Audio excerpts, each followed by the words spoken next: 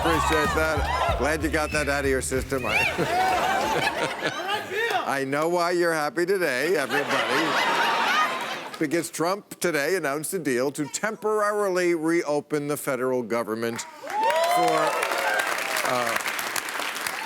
it'll be open for 3 weeks, like his casinos. And, of course, no funding for the wall. It's the thing he said he would never do, he just did. Right? For 35 days, he was like, there will never be a deal without wall funding. And Nancy Pelosi said, oh, yeah? Hold my beer.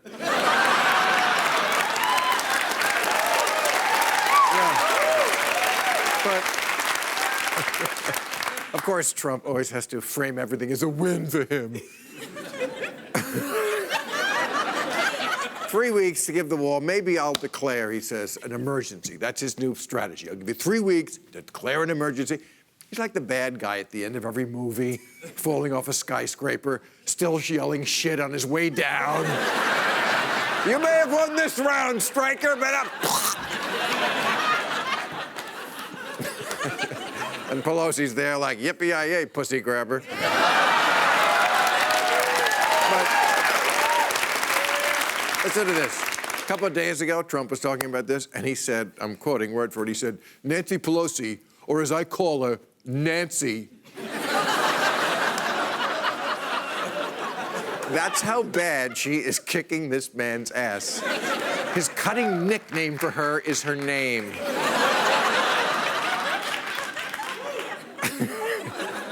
But he hasn't been idle, Trump. He came up with the slogan. Did you hear that this week? He said, build a wall, crime will fall. It's stupid, it's factually inaccurate, so I came up with one. That's so dumb, your base will come.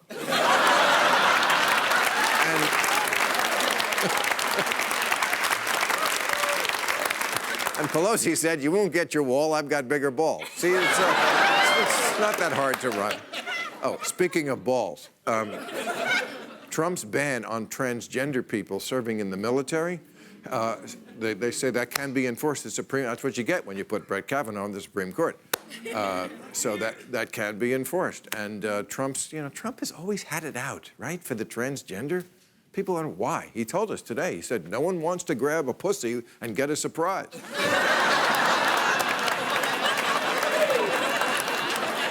But let's not bury what's most important in America. Everyone is talking about the smirk heard round the world. You saw this kid this week. Remember this kid? Yeah. If you don't know what this is, if you're living under a rock, okay, here's what happened. This was at the Lincoln Memorial. This is on the mall. But, of course, at the mall in Washington, there's all kinds of people protesting. And there were 3 groups there that day that got into it. There was the Black Hebrew Israelites. There's not many of them. There aren't. They've been in New York. I remember they stand on the corner calling white people crackers. And they finally got some attention. They believe African Americans are the literal descendants of the Israelites in the Bible. Except we have DNA and they're not. They did 23andMe and it came back, you're kidding, right? But the Black Hebrews started to mix it up with these Catholic high school kids who were there from Kentucky? Right. Okay. And they were there with a big pro-life march. And then a Native American elder playing a drum got in the middle to mediate. And now it's a big thing. And, people saying the kid, I don't blame the kid, the smirking kid. I blame lead poisoning. And bad parenting. And, oh, yeah, I blame that fucking kid. What a little prick. Smirk face. Smirk face says, please. Like, that's not a dick move at any age to stick your face in this elderly man's... And this smirking kid says he was just trying to diffuse the situation by... Really? You know what? Next time you get into a fight with your wife or your husband or your boyfriend or your girlfriend, try that. Try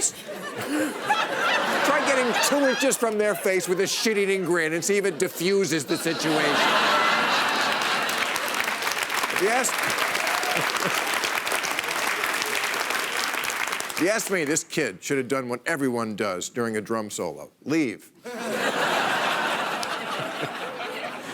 But, really, I mean, I don't spend a lot of time, I must tell you, around Catholic school children.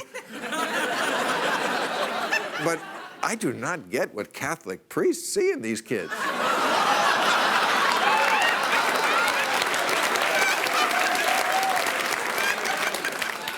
But big news, Roger Stone today was arrested. Former guest, not trying to be mean, former guest. Trump's first and greatest political booster. He's been trying to make Donald Trump president since 1988. He should go to jail just for that. But, I mean, he is a true believer. You know this, I bet you this political savvy crowd knows this. He has a giant tattoo of Richard Nixon covering his entire back. That's true. I feel sorry for his cellmate. I mean,